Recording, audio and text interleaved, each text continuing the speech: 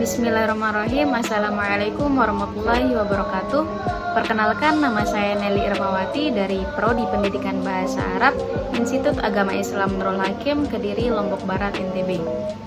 Di sini saya akan menjelaskan tentang interferensi bahasa dan saya akan membahas beberapa pokok pembahasan, yaitu yang pertama yaitu pengertian interferensi bahasa, yang kedua faktor penyebab terjadinya interferensi bahasa, dan yang ketiga jenis-jenis interferensi bahasa.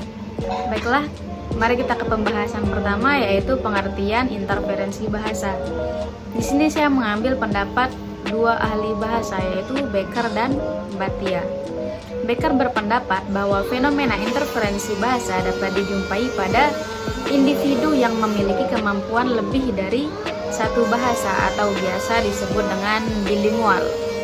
Nah, di mana interferensi merupakan keadaan di mana seseorang mencampur antara bahasa kedua dengan bahasa jati mereka, yaitu bahasa pertama atau bahasa ibu. Pendapat kedua adalah dari Bhatia. Ia mendefinisikan interferensi bahasa sebagai suatu proses transfer bahasa, yaitu suatu proses di mana seseorang membawa elemen struktural dari bahasa lama atau bahasa sumber ke dalam bahasa yang baru.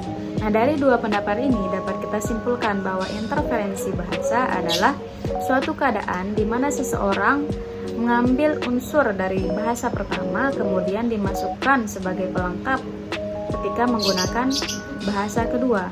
Nah, hal ini biasanya terjadi ketika seseorang sulit memisahkan antara bahasa pertama dan bahasa kedua, dikarenakan perbedaan struktur antara bahasa pertama dan bahasa kedua. Pembahasan kedua adalah faktor penyebab terjadinya interferensi bahasa. Ada beberapa faktor yang menyebabkan terjadinya interferensi bahasa, di antaranya kesetiaan pemakai bahasa penerima yang kurang, penguasaan kosakata yang kurang, menghilangnya kata-kata yang jarang digunakan, kebutuhan akan sinonim, dan terbawanya kebiasaan dalam bahasa ibu. Pembahasan terakhir ialah jenis-jenis interferensi bahasa. Nah, di sini ada beberapa jenis interferensi bahasa. Yang pertama adalah interferensi fonologi. Interferensi fonologi ini terjadi jika penutur bahasa Jawa mengucapkan kata-kata bahasa Indonesia yang diawali dengan fonem B, D, G, dan J dengan penasalan di depannya. Contohnya Bandung, Deli, dan sebagainya. Nah, bisa juga kata selalu yang seharusnya selalu, dan juga kata adik yang seharusnya adik. Yang kedua adalah interferensi leksikal. Interferensi leksikalnya adalah penyerapan unsur kalimat yang berupa kosakata dari suatu bahasa ke dalam bahasa yang lain. Contohnya sebalike dalam bahasa Jawa.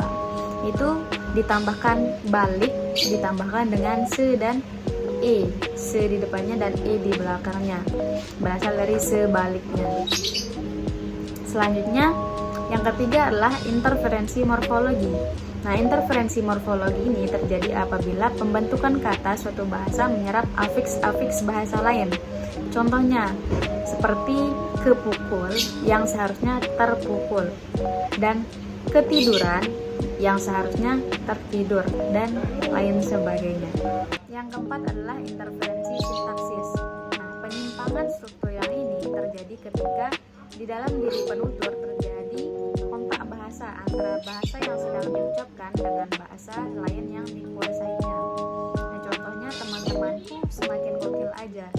Nah, di sini kata gokil tidak termasuk dalam bahasa Indonesia, tetapi bahasa gaul yang dimasukkan ke dalam bahasa Indonesia. Nah, yang terakhir adalah interferensi semantis, yaitu interferensi yang terjadi pada tatanan makna. Contohnya, aku akan menghadiri birthday party temanku. Nah, kata birthday party seharusnya bisa menggunakan acara ulang tahun, namun karena faktor tertentu, pengguna bahasa menggunakan birthday party. Inilah beberapa jenis interferensi bahasa. Mungkin ini saja dari pembahasan interferensi bahasa. Sekian, wassalamualaikum warahmatullahi wabarakatuh.